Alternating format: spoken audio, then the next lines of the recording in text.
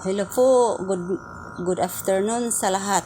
Sa lahat ng manonood ngayon. Alam niyo ba mga busing, pag bumili ako ng prutas at saka gulay, ibabad ko po ito sa isang baking soda.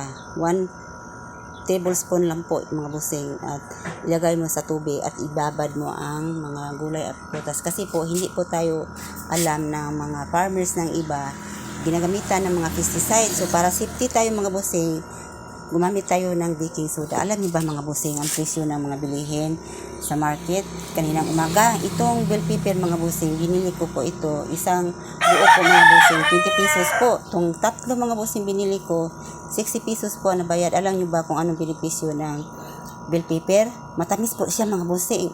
So vitamin C po siya mga busing. Makakuha tayo ng benepisyo ito, vitamin C po siya. At ito naman ang cabbage mga busing, binili ko 100 per kilo.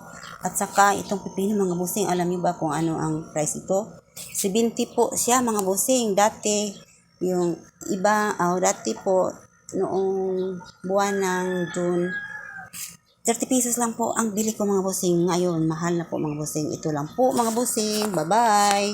Sharing is caring. Bye. Thank you.